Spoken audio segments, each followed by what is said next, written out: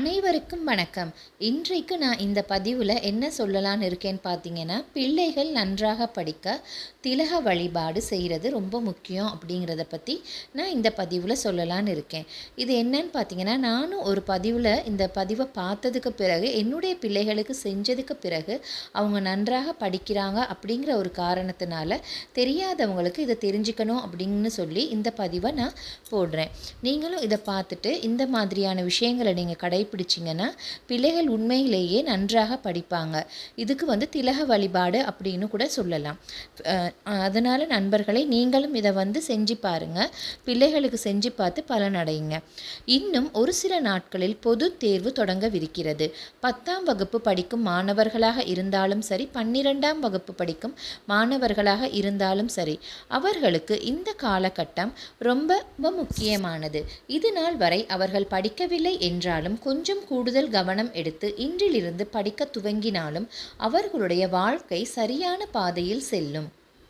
தங்களுடைய பிள்ளைகள் நன்றாக படிக்க வேண்டும் என்ற கவலை இன்று ஒவ்வொரு பெற்றோர்களுடைய மனதிலும் இருக்கிறது.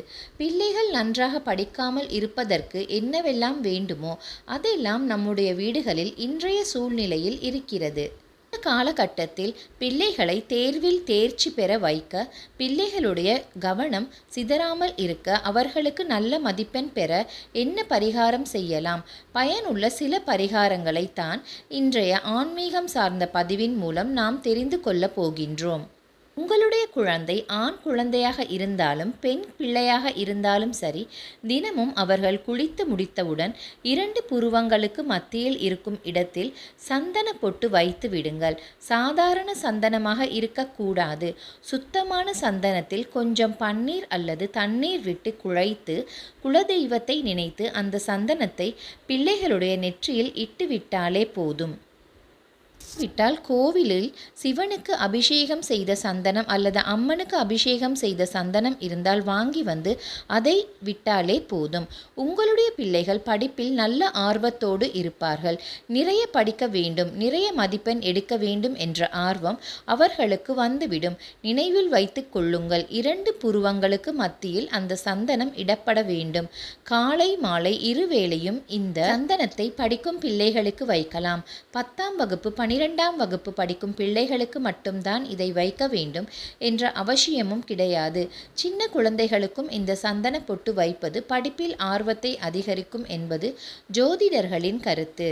அதேபோல் பிள்ளைகளுக்கு 2வது மூளையாக செயல்படுவது வயிறு. வயிறு சம்பந்தப்பட்ட உபாதைகள் வந்தாலோ, வயிறு மந்தத்தன்மையில் இருந்தாலும் பிள்ளைகளுக்கு புத்தி கூர்மை இருக்காது. வயிறு சரியில்லாத சமயத்தில் மூளையும் சரியில்லாமல் போய்விடும். ஆகவே இவர்களுடைய உணவு பழக்க வழக்கத்தில் பெற்றவர்கள் கவனமாக இருக்க வேண்டும். ஆரோக்கியமான உணவை மட்டுமே அவர்களுக்கு கொடுக்க வேண்டும். மலச்சிக்கல் உள்ள பிள்ளைகள், வயிறு உபாதைகள் உள்ள பிள்ளைகளால் படிப்பில் முழு கவனத்தை செலுத்த முடியாது. இது 2வது விஷயம். 3வது விஷயம், பிள்ளைகள் தவறான பாதைக்கு செல்லக்கூடாது.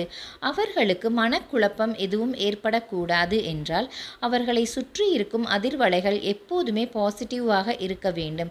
வீட்டில் இருக்கும் அம்மா அப்பா மொபைல் ஃபோன் பார்த்தால் பிள்ளைகள் மொபைல் ஃபோன் பார்க்கத்தான் செய்யும். வீட்டில் இருக்கும் அம்மா அப்பா அதிக நேரம் டிவி பார்த்தால் பிள்ளைகளும் டிவி பார்க்கத்தான் செய்வார்கள். எனவே அவர்களை சுற்றி இருக்கக்கூடிய விஷயங்கள் எப்படி இருக்கிறது என்பதை கவனித்துக் கொள்ளுங்கள். பிள்ளைகள் படிப்புக்கு சுற்றுச்சூழலும் ஒரு காரணம்தான். சிறிது நேரம் அவர்களை நிலா வெளிச்சத்தில் அமர வைத்து படிக்க வைப்பது, வெட்ட வெளியான இடங்களில் அமர வைத்து படிக்க வைப்பது, இதுபோல இதமான சூழலை அவர்களுக்கு ஏற்படுத்தி கொடுக்கலாம். தெற்கு திசையிலோ மேற்கு திசையிலோ குழந்தைகள் அமர்ந்து படிப்பது அவர்களுக்கு மிகவும் நல்லது என்றும் சொல்லப்பட்டுள்ளது. உங்கள் வீட்டில் பால்கனி அல்லது படிக்கட்டுகள் இடவசதியோடு இருந்தால் அந்த இடத்தில் பிள்ளைகளை அமர வைத்து படிக்க வைக்கலாம். பிள்ளைகளுக்கு தாயின் அரவணைப்பு தான் ரொம்ப முக்கியம். அவர்களை திட்டி வற்புறுத்தி கட்டாயப்படுத்தி படித்தே ஆக வேண்டும் என்ற நிலைமைக்கு தள்ளுவதை விட சூழ்நிலையை புரிய வைத்து படித்தால்தான் அவர்களுக்கு எதிர்காலமே படிப்புதான் என்பதை எதிர்காலம் உணர வேண்டும். அது தாயின் கையில்தான் இருக்கிறது. தாயின் அரவணைப்பில் இருக்கும் பிள்ளைகள் நிச்சயம் நன்றாக படிக்கும், நல்ல மதிப்பெண்களும் எடுக்கும் என்ற தகவலுடன் இன்றைய ஆன்மீகம் சார்ந்த பதிவினை நிறைவு செய்து கொள்வோம்.